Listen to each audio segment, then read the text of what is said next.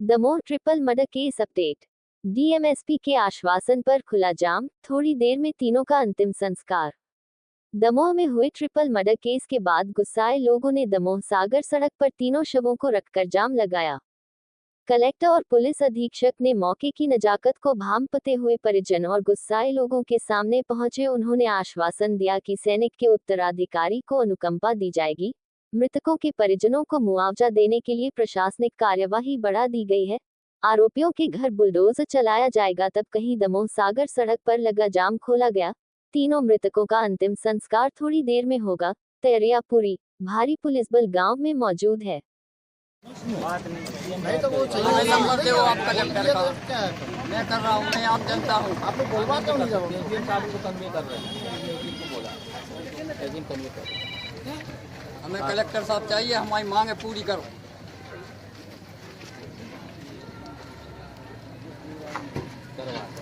वो भी कर्मचारी रहो मेरा भाई नगर से अभी हम कलेक्टर साहब को बुलवा, उसके में नहीं आ सकता, किसके में आएगा कलेक्टर? एसडीएम साहब आएंगे। एसडीएम अजान तो दो एसडीएम आ रहा है तहसीलदार साहब का। अब आप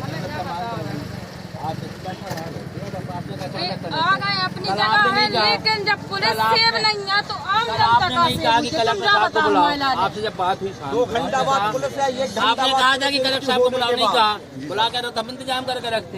आपसे आपने कहा, आपने पूरी बात होती है, हमने कहा हाँ ये कर लेंगे, ये कर लेंगे, सब कर देंगे। आपने रात ही को कहा होता हम कलेक्टर से कोई चाहते हैं तो कल में रात को क्या होता, आपने वो की नहीं, आपसे तो बात हुई थी। आप नहीं तो आप बहुत से कुछ नहीं हो रहा सर, हम और तो न्याय दे दो बस, कर्मचारी था मेरा भाई, मगर ऐसे निपटा देते हैं। अभी गाड़ी वहाँ से थोड़ी साहब यहाँ आए, हमारी पूरी मांगे सुने और हमारी मांगों का सॉल्यूशन निकालें। उनके जितने भी घर है पूरे ध्वस्त किए जाएं। छोटी छोटी घटना होती कोई बात नहीं थी, लेकिन 3 मौत होना और नगर सैनिक का, ठीक है, वो भी पुलिसकर्मी थे सरकारी, तो यदि उन पर मारा गया है तो कार्रवाई होनी चाहिए। 2 स्टूडेंट थे, एक आर्मी की तैयारी कर रहा था, एक पुलिस की तैयारी कर रहा था, दोनों कोचिंग पढ़ने जा रहे थे। तो कोचिंग जाते समय रास्ते में इन लोग की रंजिश चल रही थी 3-4 दिन से, ठीक है, 4 दिन से चल रही थी। तो कल इनने घटना को मतलब उन लोग को मार दिया। आज आप लोगों ने जाम लगाया है, क्या आप लोगों की मांग है और क्या आप लोग हम लोग की यही मांग है, कलेक्टर साहब आए, एसडीएम साहब आ गए, उनसे बात हो गई है, कलेक्टर साहब यहाँ आए, हमारी मांगे सुने, उनके ऊपर उन लोग को फांसी की सजा होनी ही चाहिए। कोई पैसा दे दे, कोई कुछ बोल दे, ये न्यूज वाले सुन ले, अगर ये वीडियो नहीं हटना चाहिए, उसमें न्यूज नहीं हटनी चाहिए। कोई पैसा दे ले, कोई कुछ दे ले। जिन जिन ने साथ दिया है पूरा परिवार है उन लोग की, 5 भैये हैं उनके परिवार में, दादा लोग के 5 भैये हैं और 5 से कल सभी फरार हैं और इनके घर से 3 बजे से रात से फरार हैं। तो इन लोग के ऊपर भी बुलडोजर कार्रवाई होनी ही चाहिए। छोटी छोटी घटना नहीं है, ठीक है। और इन लोग के पास मेन बात, घर में खाने के लिए खाना नहीं है। पिस्टल, बंदूक, बुलेट गाड़ी आई कहाँ से? और बुलेट गाड़ी जो है मैंने सुलेखा कहाँ देखी है, उसी का ड्राइवर है और गाड़ी भी उसी की है। बंदूक भी हैं उसी की है। 5-6 लाख रुपए भी कल वो रखे थे। हमारे घर में आके फायरिंग की, घर में आके फायरिंग करने के बाद 3-4 गोलियां चलाई।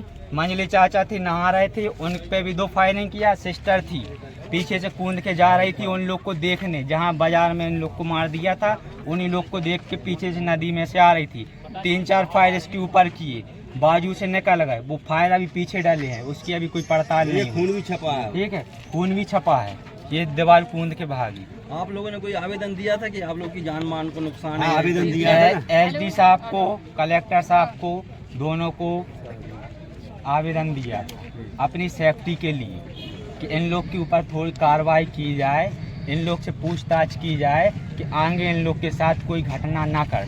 किस के नाम दिए थे आपने आवेदन में? आवेदन में राखी सुरेखा था, जो बछिया वाली घटना हुई थी, राखी सुरेखा था, ठीक है, उस गाड़ी में भी प्रेजेंट था और झूठी न्यूज फैला दी, इन लोग ने मारा। और नगर सैनिक रमेश विश्वकर्मा ने मारा, बल्कि वो यहाँ से ड्यूटी करने के बाद 5-6 बजे घर गए हैं, उनने कपड़े बदले हैं, इतने में घटना हो गई बाहर। और 2 जन थे जिनको कल मार दिया गया, तो उनको उमेश और विक्की को उन दोनों ने सिर्फ हाथापाई की थी, और वो भी इतनी हाथापाई नहीं की थी कि जबलपुर तक रेफर करने वाला ऐसा कोई केस हो। जबलपुर रेफर इन लोगों ने करवाया कि हम लोग के ऊपर कार्रवाई और बढ़ जाए, उल्टा केस कर दिया। घर में माफ़ी मांग के गए, बछड़ा चढ़ाने गाड़ी चढ़ाने के ऊपर माफ़ी मांग के गए, लेकिन वहाँ जाके कोतवाली में जाके गाड़ी खड़ी कर दी और वहाँ जाके धमकी दी, रमेश विश्वकर्मा तुम अब यहाँ से नौकरी करके दिखाओ, अब तुम यहाँ बस स्टैंड से निकल के दिखाओ। तो मैं जान से नहीं मार दिया तो कहना, ये घटना बहुत बड़ी कर दी तुम लोग ने, और बल्कि उनको हाथ 1% नहीं लगाया। किसने धमकी? हाँ सर, मुझे कलेक्टर प्रतिनिधि है नहीं, मुझे कलेक्टर चाहिए। आप कौन है? मैं इसका बड़े भाई का लड़का, छोटा भाई। तो आप मैं कलेक्टर सर के पास पहुँचाऊँगा। नहीं, मुझे कलेक्टर चाहिए। जब 3 साल लाशें रखी है तो पुलिस कार्रवाई कर रही है उस पर? नहीं, हमें नहीं है। पुलिस वालों को भी रहो सर, पुलिस वालों को भी रहो। पुलिस कार्रवाई जब करेगी। पुलिस सेव नहीं है तो आम जनता की तो घटिया खड़ी हो ही रही है। 2 लाशें 3 लाशें डरी हैं। आप ये तो कष्ट हम का है, कलेक्टर पर पुलिस कार्रवाई करेगी। कलेक्टर किसके लिए होता है? क्या कलेक्टर हो बोलवा कलेक्टर का प्रतिनिधि है। नहीं, प्रतिनिधि नहीं चाहिए हमें, कलेक्टर क्या चाहिए। करने, पुलिस भी तो है, पुलिस भी है। पुलिस है, जे है, मीडिया सब है। ये आपको क्या कलेक्टर कर को रहा? जो बात कहनी कलेक्टर सर को वो हमसे कही। डायरेक्ट सामने बुलवाओ, जैसे हमें कलेक्टर तो जब ये हत्याकांड हुआ था तभी से हम और एसपी साहब लगातार संपर्क में थे, और पहली कोशिश, जैसा कि एसपी साहब ने भी कहा, पहली कोशिश यही है कि आरोपियों को सबसे पहले गिरफ्तार किया जाए। अब जो आज 3 बातें थी, इन 3 बातों पर हम लोगों ने पहले से ही हमारा मंतव्य बन चुका था। पहली चीज़ अनुकंपा नियुक्ति, तो होमगार्ड सैनिक थे, वो सर्विंग थे, तो उनको अनुकंपा नियुक्ति की पात्रता है, उनको अनुकंपा नियुक्ति तत्काल हम कल ही उसको प्रोसेस कर देंगे। हमने इनके परिजनों को कल बुलाया है, और जैसे ही उनकी तरफ से हमें जो उनके वैध उत्तराधिकारी हैं उनका आवेदन मिल जाएगा, हम तत्काल अनुकंपा नियुक्ति की कार्रवाई कर लेंगे। दूसरा मुआवजे की बात है, तो मुआवजे के लिए भी हमने कहा है कि कल ही हम इस पूरे प्रकरण को हम उच्च अधिकारियों तक पहुंचा देंगे, और मुझे लगता है कि जल्दी हम मुआवजा स्वीकृत कराने में सफल होंगे। और तीसरी चीज़ है कि जिन लोगों ने इस तरह के विभत्स हत्याकांड को अंजाम दिया है, उनके घरों पर बुलडोजर चलाए जाएं।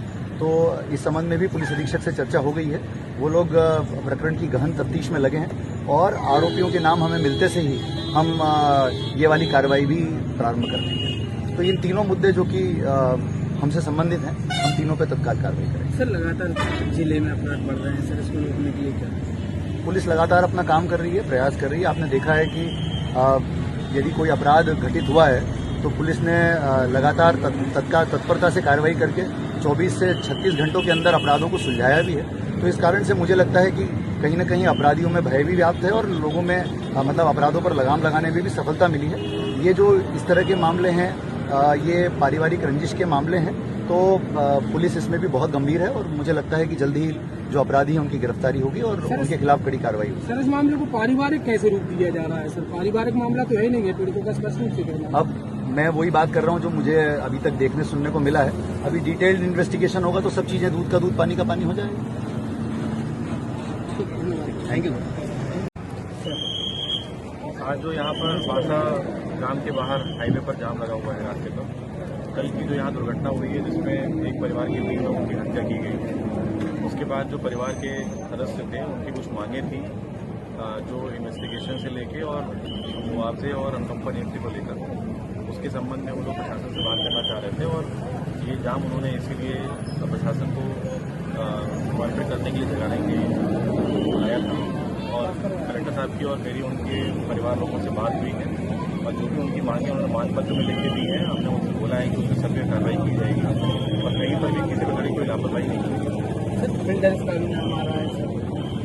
परिवार के लोगों ने जो आरोप लगाए हैं जिन लोगों पर, उसमें एक लोकल बिल्डर का नाम भी आ रहा है। हमने पहले भी यही बात बोली है कि जिस भी व्यक्ति का नाम इन्वेस्टिगेशन में साक्ष्य के साथ कॉन्स्पिरेसी से लेके अपराधियों की हेल्प करने से उनको भगाने तक के लेके जो व्यक्ति इसमें शामिल है, हम उनको सब में FIR में शामिल करेंगे, इन्वेस्टिगेशन में शामिल करेंगे, और उन पर जो भी वैधानिक कार्रवाई होती है कड़ी से कड़ी सजा दिलवाने का काम करेंगे। अभी तक तीनों आरोपी जो मुख्य आरोपी हत्या में कार्य करने में शामिल हैं, उनकी कोई लोकेशन, कोई वेयर अबाउट प्राप्त नहीं हुए हैं, अभी वो गिरफ्तार नहीं हुए हैं। हमारी टीमें लगातार लगी हुई हैं और जल्दी उनको पकड़ना है सामने। सर, एक लेटर वायरल हो रहा है जिसमें पीड़ितों के द्वारा पूर्व में ही अपनी हत्या का आशंका जता चुकी थी और एक पुलिस अधीक्षक और दमोह कलेक्ट्रेट ने आवेदन दिया था, तो इस पर नोटिस लिखा नाम के बिल्डर पर कार्रवाई क्यों नहीं की गई है? पूर्व में जो इन्होंने शिकायत पत्र दिया हुआ था उसमें दोनों पक्षों की प्रतिबंधात्मक कार्रवाई भी हो चुकी है और उसके एप्लीकेशन देने के पहले ही दोनों पक्षों की तरफ से FIR हो चुकी थी। जो इनके स्टेटमेंट्स उसका शिकायत जांच में लिए गए हैं उसकी शिकायत अभी जांच चल रही है। दोनों पक्षों से लगातार बात हो रही थी, मेरे ऑफिस में भी और कलेक्टर ऑफिस में भी ये लोग पेश हो चुके थे, लेकिन ये दूसरा पक्ष इस दुर्घटना को या इस विवाद को इस स्तर तक ले जाएगा ये किसी ने एंटिसिपेट नहीं किया था। ना ही इनका पुराना क्रिमिनल रिकॉर्ड इस प्रकार का पाया गया था कि ये किसी प्रकार की इनको थ्रेट माना जाए, ना ही इसमें कोई आतंक अपराधी था।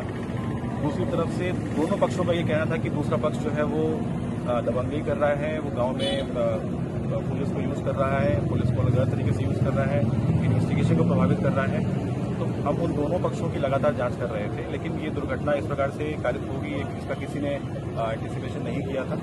और मैं इस पर आगे भी सबको विश्वास दिलाता हूँ कि जो भी व्यक्ति इसमें शामिल है, शहर का कोई भी व्यक्ति है जो इसमें कॉन्स्पिरेसी से लेकर इनको भगाने तक उनको हर तरह की हेल्प करने में शामिल है, हम उनको कड़ी से कड़ी सजा दिलाएंगे। सर, कब तक गिरफ्तारी हो जाएगी क्या? अभी हमारी टीमें रवाना है, होपफुली शाम तक कोई ना कोई इसमें पॉजिटिव अपडेट आपको हम देंगे।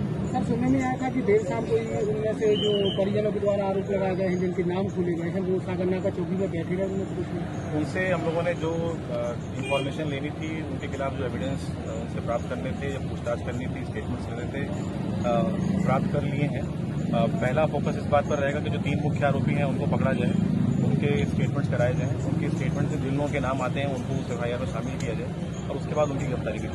Thank you sir.